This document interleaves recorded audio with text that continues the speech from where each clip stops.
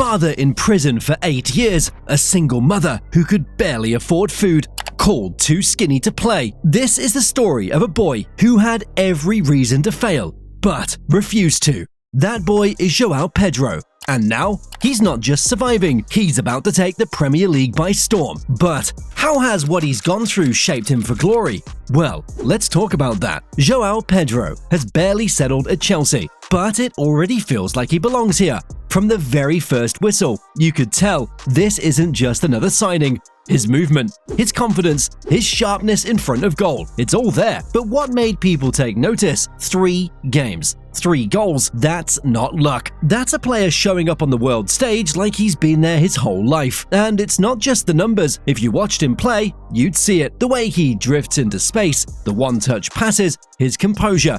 In the final, every moment he made was calculated. Every touch had a purpose. He didn't look like a new signing trying to impress. He looked like a leader in attack. Watching him, you can't help but think, this is what Manchester United fans think Xerxes is. That elegance, that ability to make play look so easy, so clean. João Pedro is the blueprint.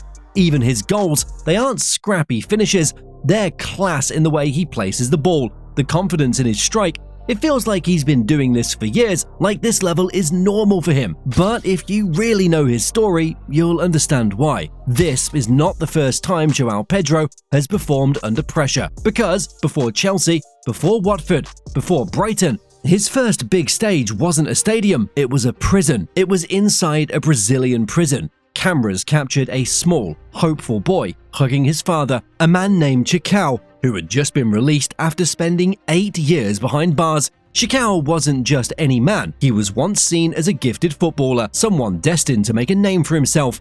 Those who watched him play believed he had what it took: the skill, the vision, the flair. But life in Brazil, especially in the margins of society, doesn't always reward talent. Along the way, João lost his path. He was convicted and imprisoned for his alleged involvement in a murder, a sentence that tore him away from the world and from his family. By the time he stepped out of prison at 31, his football dreams were long gone. Yet, as part of a Brazilian TV report covering his release, there was a brief but emotional moment that told a much deeper story. The cameras caught João Pedro embracing his father and saying, "I've always wanted to be on the pitch with my dad. I'm going to achieve that. My sister always wanted to play with him, and so did I. But we couldn't because he was in prison." That wasn't just a child's wish, it was a declaration, a promise that would continue where his father left off, that he would bring the family name back onto the pitch, but this time on his own terms. But, you see, dreams like that don't come easy when you're growing up poor, without a father figure, and with a mother fighting just to keep you fed.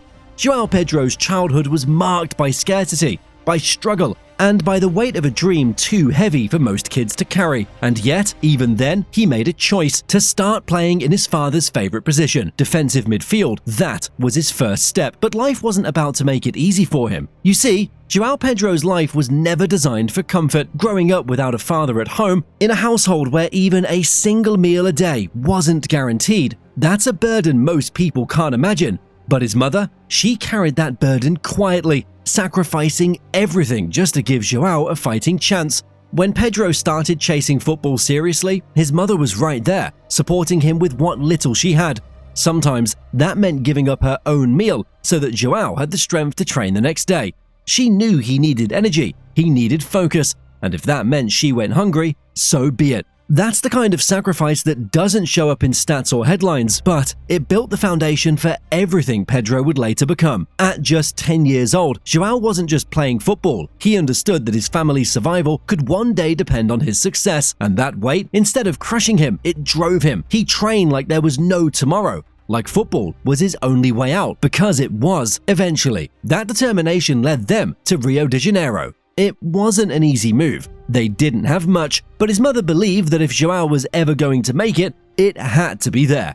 That's where they crossed paths with Luis Felipe, a scout for Fluminense's under-11s. Felipe spotted João Pedro at a local tournament in Sao Paulo. He saw something in the boy, raw talent, hunger, potential, and convinced the family to move to Rio, hoping Fluminense would be the place to shape him. But even after getting into the academy, life didn't suddenly get better. Poverty still followed them. The city was different, the streets tougher, and food was still a daily question mark. João Pedro was still a skinny kid with a big dream, and in places like Fluminense, that wasn't always enough. Yet, no matter how hard things got, his mother never stopped believing. She was his anchor. Every time he thought about quitting, she reminded him that one day it would all work out. But even with his mother's strength behind him, João still had one major obstacle: his body. He was thin, underfed, and not built like the other kids, and that was about to test him all over again. At Fluminense, it didn't take long for the coaches to notice João Pedro's ability, his intelligence, his touch, his awareness on the ball. But there was one problem they just couldn't ignore: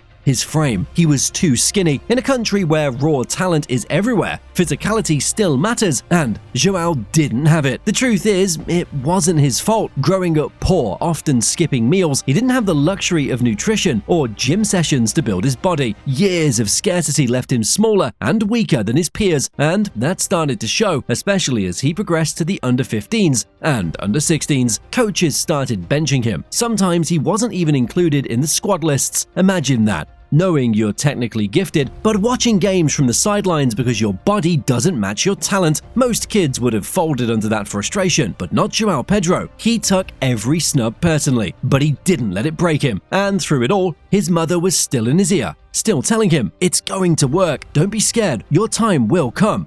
The club must have seen that spark too, because they weren't ready to give up on him. If the defensive midfield role was too demanding physically, maybe another position could unlock him.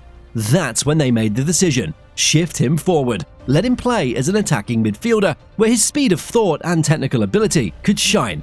And that changed everything.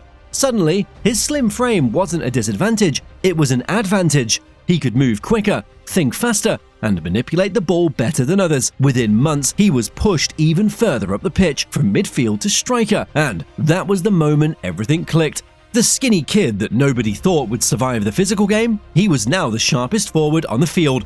But João Pedro's transformation wasn't just about position, it was also about proving he could rise when it mattered most. And soon enough, he'd have the chance to prove it, because his professional debut was coming. By the way, if you're enjoying this video, hit the subscribe button. When João Pedro finally made his professional debut for Fluminense, it wasn't just a milestone, it was a statement. After everything, the hunger, the rejection, the doubts, he had made it onto the pitch wearing the senior shirt of one of Brazil's biggest clubs. And he didn't waste time showing why he belonged. He wasn't the strongest, but you couldn't knock him off the ball. He wasn't the fastest, but his movement was always one step ahead. Every time he touched the ball, it was like he was seeing the game in slow motion. Quick passes, clever positioning, and the calmness in front of goal that you just can't teach. In his first few games, he wasn't just blending in, he was standing out. Fluminense fans quickly noticed here was a teenager, playing with the maturity of a seasoned striker. The same kid who was too skinny a few years earlier was now scoring goals and making it look easy. And that caught the attention of scouts, not just in Brazil, but abroad. Because in 2019, there was already a club knocking. Watford, the English side. They saw his potential and signed him, banking on that raw Brazilian flair to grow in Europe. For João, moving to Watford wasn't just a transfer, it was his first time stepping into European football. Faster, tougher, more ruthless. But he embraced it. And even though Watford wasn't the biggest club, it became his proving ground. But that wasn't where the story peaked, because soon after Watford, another chapter was waiting, one that would take him to the south coast of England, where his game would evolve even further. Brighton was next. At Brighton, João Pedro didn't just play, he evolved. This was the club known for transforming rough diamonds into polished talents, and Pedro was no exception. Under Roberto De Zerbi, Brighton played a system that demanded intelligence, quick decision-making, and fluid movement. All the things that João Pedro was already good at, but here, he sharpened them. At Brighton, he wasn't just learning to score, he was learning how to read the game at a higher level. He studied players like Danny Welbeck, a veteran forward whose experience in the Premier League and on the international stage became a silent blueprint for Pedro. Welbeck's off-ball movement, his link-up play, his timing, João absorbed all of it.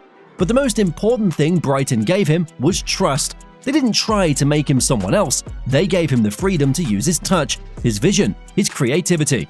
In return, Pedro delivered goals, assists, and performances that made bigger clubs watch closely. You could see the difference in his game: sharper touches, more decisive movements, and a growing confidence. He was no longer the skinny kid trying to prove he belonged. He was now a complete forward, one who could lead the line, drop deep to create, and finish under pressure. And that's when Chelsea came calling. The big step up, a club where pressure is permanent and expectations are sky high. But for João Pedro, pressure is a familiar territory. And at Chelsea, he's already proving that this is where he belongs. But after this Club World Cup performance, the only question on everyone's mind is, can he become the next big thing? Well, I'll leave that to be answered by you. Let me know in the comments, and don't forget to subscribe to the channel. Also, check out our last Chelsea video. Thank you.